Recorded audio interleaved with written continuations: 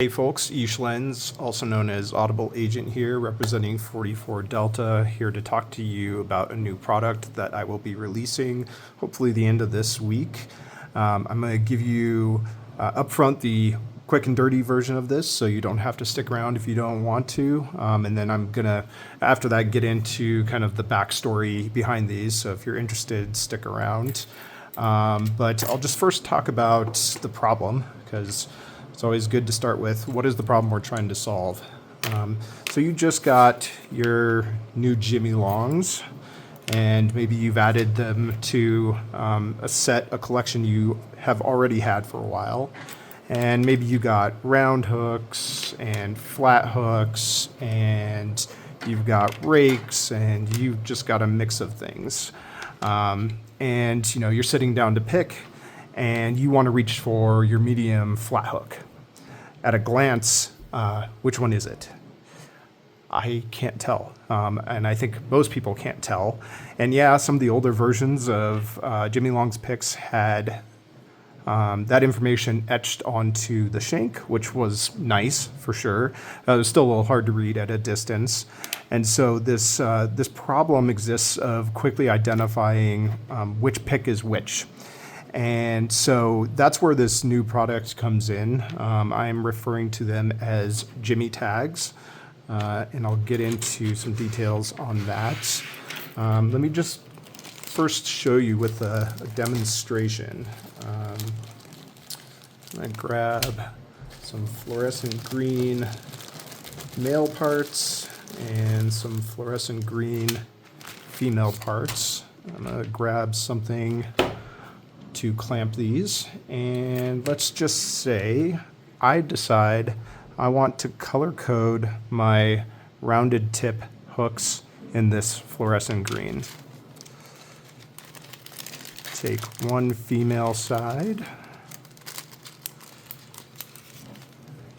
you take one male side, one, not two, one.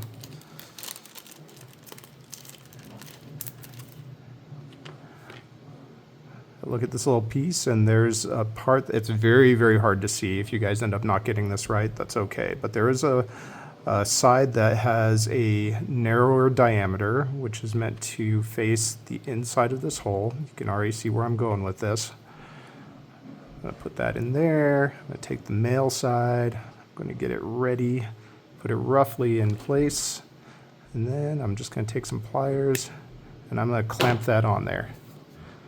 Nice little friction fit, and I have a quick identifier for which pick is the rounded hook. Now, it's no good if you only have one color, of course. So I printed out 11 different colors. It's kind of a rainbow spectrum. It goes, white, pink, red, glow-in-the-dark green, blue, oranges, gold, silver, teal. You name it. I've printed a lot of these. And these will be available for sale on my store, 44delta.com, here in a couple of days. I put the word out about this a few days ago on Reddit, on LPU. I was trying to get a sense of how many people would be interested in this, I guess. I needed to know how many I was going to stock, but there was also this problem of counting out 10 packs of these by hand, which I needed to spend some more time thinking on to make it a little bit more efficient. The plan right now, the way I've already set up this product in my store, even though it's not live yet, these will be sold as individual color 10 packs for $3, and I'll get into the price on that in a little bit. And you'll be able to pick whatever colors you want, make whatever color identification system you want, and have, I think, kind of a simple, nice solution for easily identifying your Jimy Longs picks. So let's get into the backstory on this a little bit, because it's kind of interesting. This design that I did has actually been around for quite a while right now. It has just never really seen the light of day.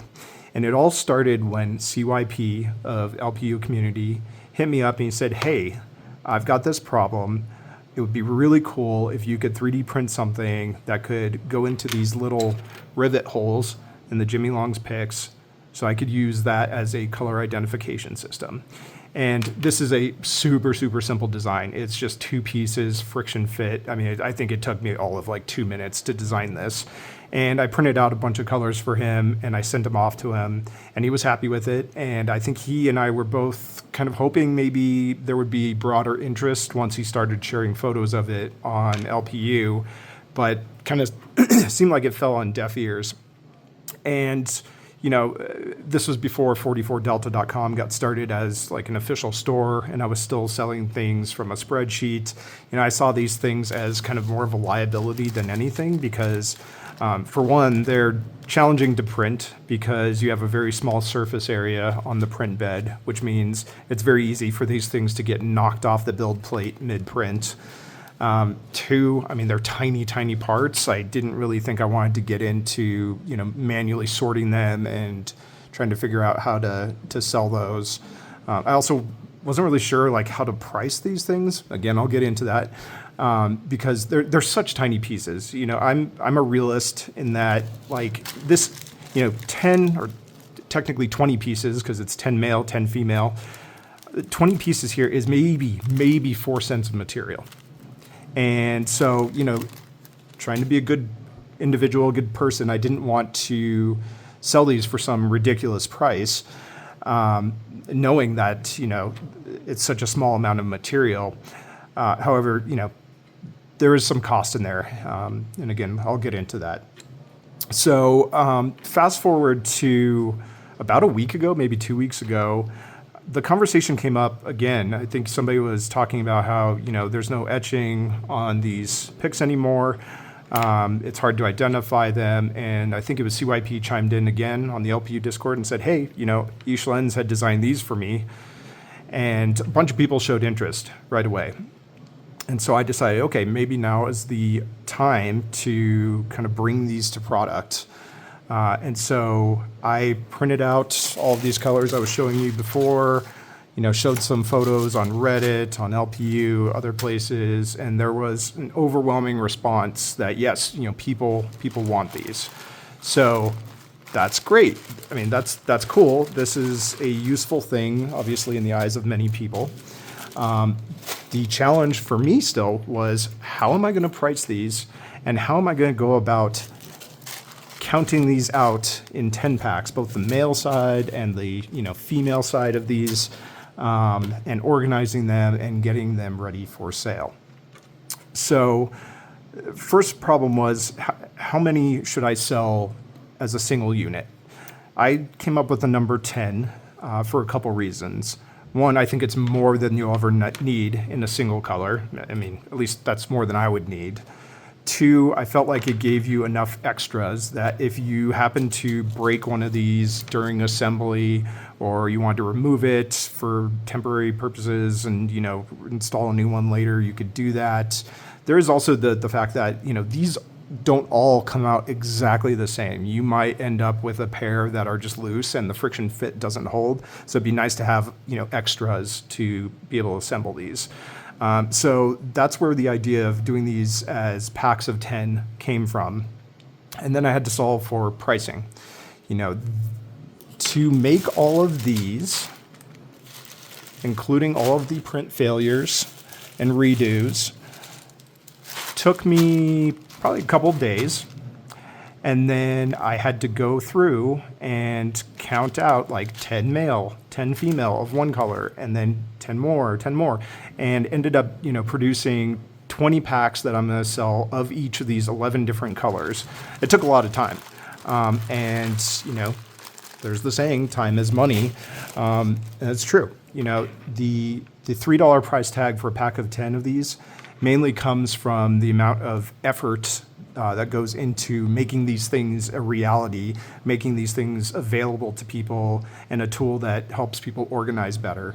And I will say, I think I'm going to find ways to become more efficient over time. I've already tried a couple things. I designed this in CAD and 3D printed it. It's basically meant to be, a hopper where I could stuff a bunch of these pieces in and kind of shake it and fill this channel up with 10. and it works. It just took forever to get those damn things to fall into the channel, and it was quicker to count them by hand. So then I thought about the fact that, you know, there are tools out there that people use to count small parts. Think about your pharmacist. I don't know if you've ever watched them, you know, fill up your prescription bottle, but they use one of these. So you can dump all your parts out here on this tray, and you can use this little hockey stick thing and sort out exactly however many you need and dump them in a pack. I ended up using this for the majority of the bagging of these products. But still, it takes time. You know, I think to do 20 packs of one color probably still takes me a half hour.